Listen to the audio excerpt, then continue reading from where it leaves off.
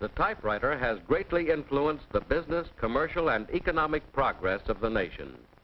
Today, typewriters enable women and girls to perform military and industrial services as important as those performed by men. Through the courtesy of the Smithsonian Institution, we show the development of the typewriter, starting with the Burt typographer of 1829.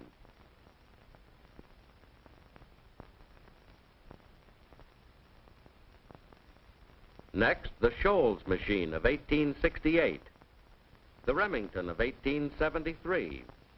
This is the Calligraph, made in 1883. Next, the Hammond typewriter, made in 1884. About 1900, the Smith Premier appeared, followed by the Blickendorfer in the same year. This is the first portable, a Corona, and this is the Bennett pocket typewriter. In addition to these standard machines now in use, modern business has created needs for special typewriters, such as wide carriage machines, justifying typewriters with which to make straight right margins, book type adjusted spacing machines which turn out copy like this, special forms writers, calculating machine typewriters, and card punch typewriters which turn out cards like this. Today, millions of typists at their machines speed the business and war activity of our nation. Their task is complicated by a typewriter shortage and a shortage of experienced personnel. Unfortunately, many typists cannot work rapidly and accurately. To turn out more and better work on the office front, beginners and average stenographers and typists must acquire superior usable typing skill. This film will demonstrate and explain the techniques essential for superior typing. One way to learn a better or the best way of doing anything is to watch and analyze the skill of an expert. If your skills are patterned after those of an expert, you can be a superior typist. Miss Lenore Fenton, who won 11 international awards and set 8 international records in typing and machine transcription, will show us the typewriting skill which enabled her to set these records. In order to become an expert typist, it is essential to master the correct typing technique. How you type is more important than what you type. If you master the correct method of typing, your typing will continue to improve. But if you learn to type perfect copies slowly with one finger, you will continue to be a one-finger typist. If you want to become an expert typist, learn to work like one. You should know how to operate all makes of typewriters. Let's look at the various machines. This is the Remington Noiseless.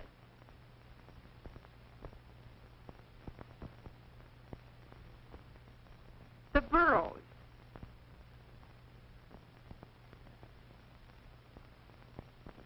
The Royal.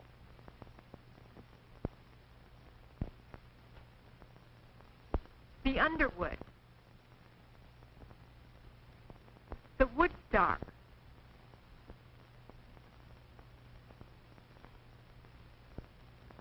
The L.C. Smith.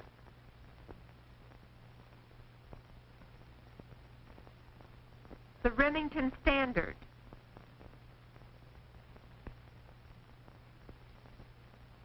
The Electromatic. All of these machines are alike in many respects. Where there are differences, I will point them out on the individual machine.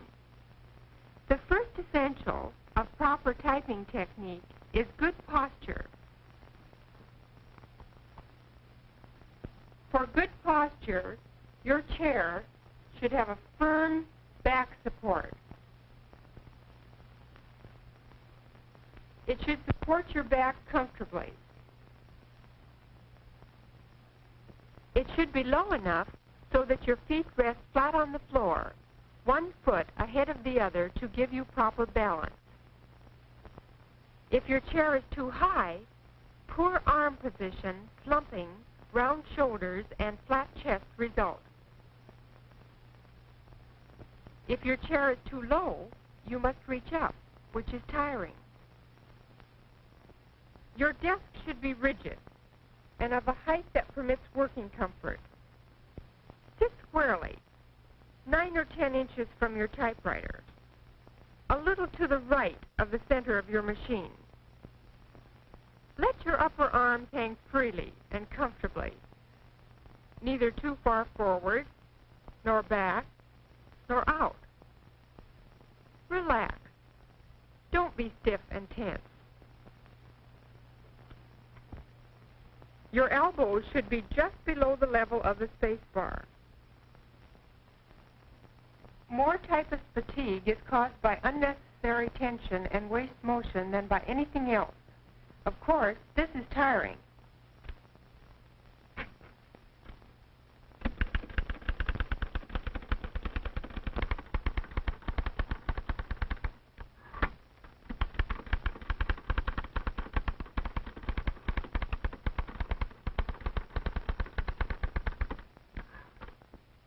Your forearm, wrist, and back of hand should slant upward, parallel to the slant of the keyboard.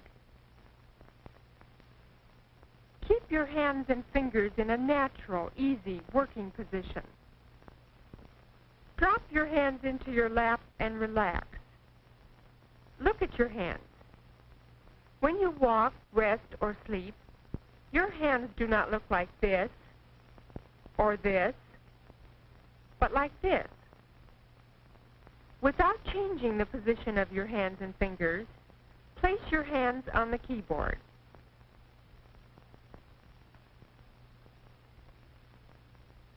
Fingertips down, wrists flat. That's your typing position, with your fingers on the second or guide row of keys. Your wrists should be comfortably down and in line with your forearm, palms close to the keyboard and frame.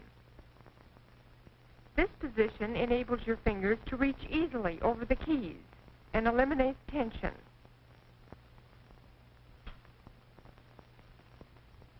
You should have almost no movement in your wrists and forearms.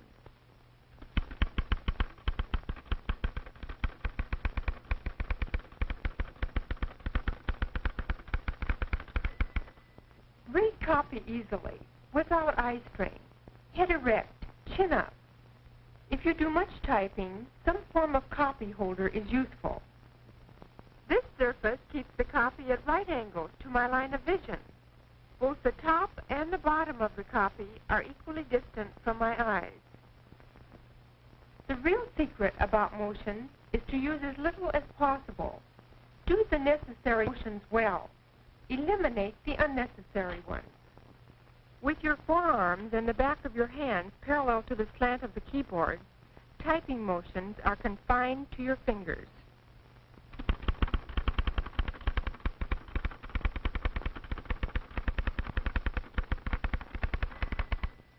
Some typists use these finger motions.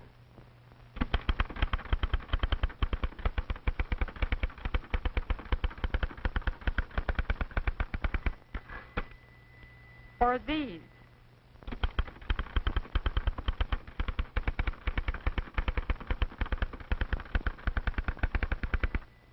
Their fingers travel miles through the air and unnecessarily use much energy every typing day. These useless motions give the impression of great speed, but in reality, they waste time, cause errors, and slow down the typist. This, of course, is the keyboard. This row of keys is called the home row. The 4 keys on the left of the home row, A, S, D, and F, are the guide keys for the left hand, while the 4 keys at the right of this row, semicolon, L, K, and J, are the guide keys for the right hand.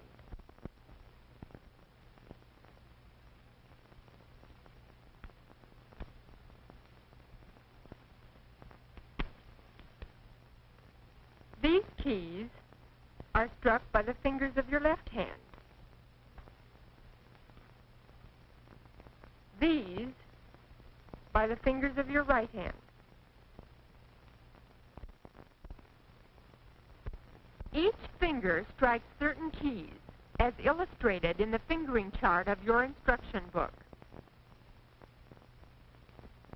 All your finger motions are learned in their relation to the guide keys on the home row. Acquire the feel for F, R, F4, K, I, K9, D, E, D3, J, N, and so forth. Your strokes should be definite, light, quick, and even.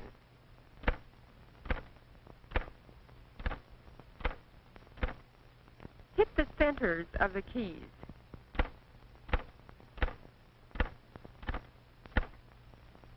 The keys should be struck with the rounded tips of your fingers.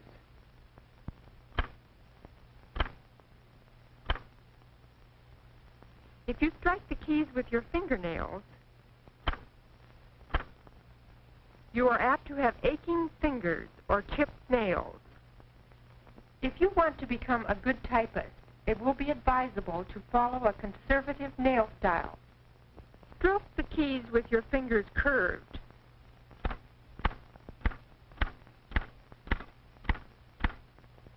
When you strike upper or lower row keys, return the fingers quickly to the home row.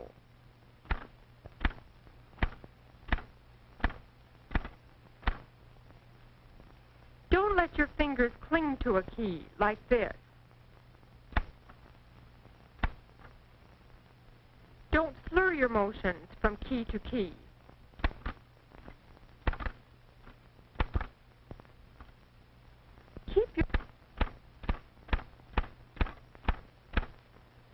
At the start, hit each key just as fast as you will when you are a good typist, but have long, even pauses between strokes. During these pauses, you think and plan the next stroke. A person who strokes keys this way will never be a good, fast typist until she changes her stroking form.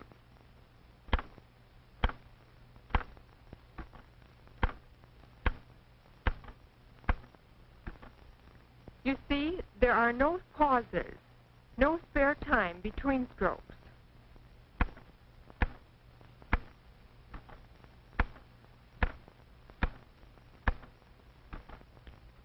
But a person who starts stroking this way has considerable spare time between strokes.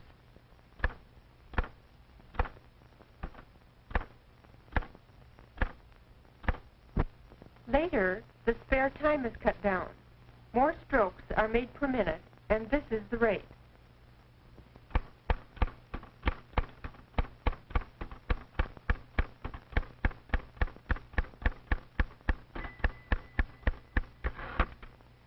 Still later, it becomes this.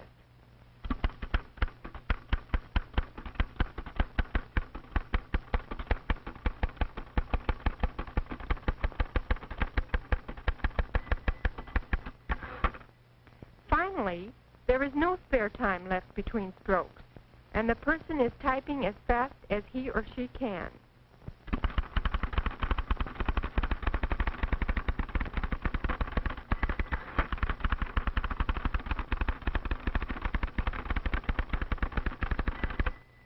Exercises will develop your keystroking.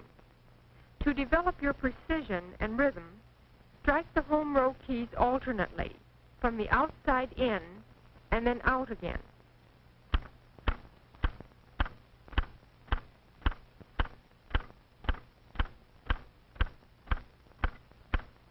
Later, you will be able to speed this up, like this.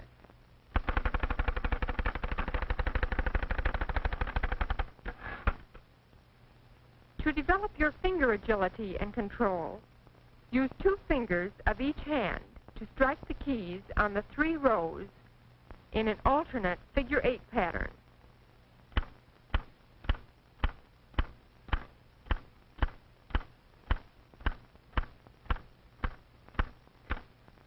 Later, you will be able to speed up this exercise.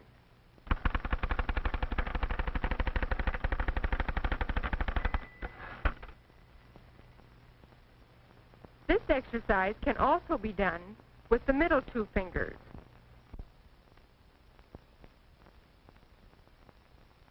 and with the two end fingers.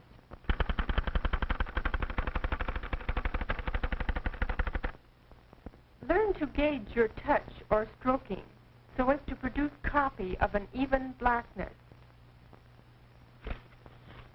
This is the mark of a good typist. Look at your typed sheet. Your copy should not look uneven like this.